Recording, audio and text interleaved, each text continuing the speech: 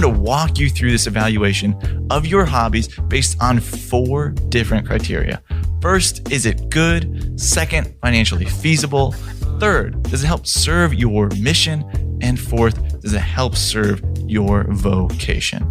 Now, if you don't have any hobbies, don't have any time for holy leisure, you're a workaholic, you're too busy with your work or your family or both, stick with us. Walk through this, listen to the pros and the cons and the goods of having holy leisure in your life. The Lord desires you to have it. He didn't make you to just work all the time. Number 1, is your hobby good? As you reflect back on your hobbies or what you do in your free time, ask yourself, is it good? Somebody who maybe loves eating food, maybe they love writing as well, they are a food connoisseur. And so what they do for their hobby, they go to very fine dining restaurants and they write great reviews on these fine dining restaurants. Wonderful. That can be a good hobby. Now, somebody on the other hand who also loves writing and loves fine things, maybe the woman's body, he goes around to different strip clubs. Yes, strip clubs. And he writes reviews on all these strip clubs. I think I can declare that not a good hobby. So if your hobby fits into the latter portion here, not good aspects of holy leisure. Let's move on to the next thing, financial feasibility.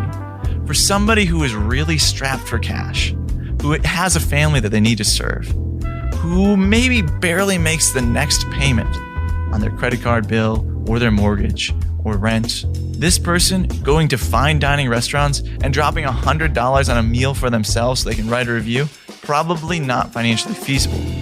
So is it good? Is it financially feasible? Those are steps 1 and 2. Number 3, does your hobby serve your mission in life? All of us have a mission.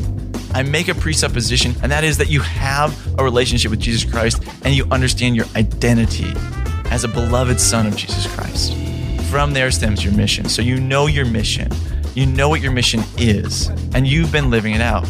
Okay. Do your hobbies serve that mission? Do they help you live that mission out even better?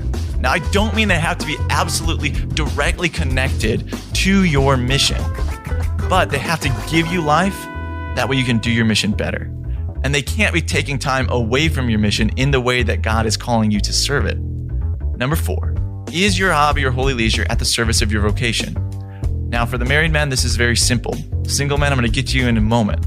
Is your hobby and holy leisure at the service of your family? Or does it prevent you from loving and serving your family in the way that you need to love and serve your family? The faces of your spouse and children will reveal the answer to this.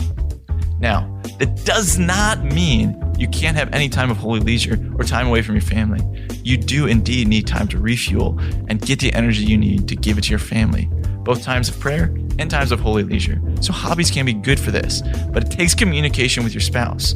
You going out and let's say doing some type of sport like tackle football at the age of 55, maybe coming back every single week from this tackle football, having bruises, injuries, and little things that prevent you from living the way that you need to as a husband and father the rest of the week, probably not something at the service of your family.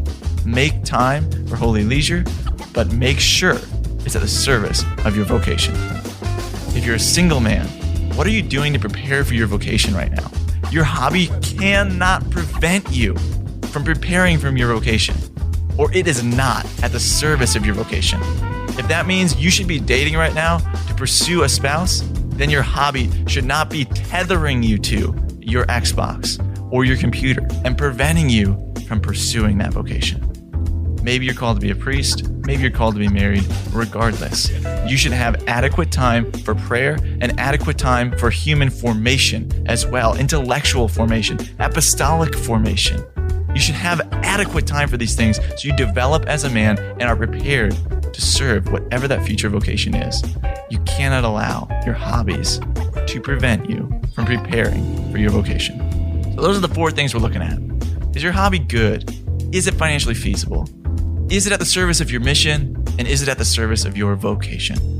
Evaluate those things. Now, if you haven't had a hobby in years because you're overworking yourself, take some time. Realize that not having a hobby, not having holy leisure is a detriment to your vocation. And in fact, not having holy leisure can be sinful and not taking the Lord's Day to honor and worship our Lord and to rest. To not take holy days of obligation, which are equal to Sundays.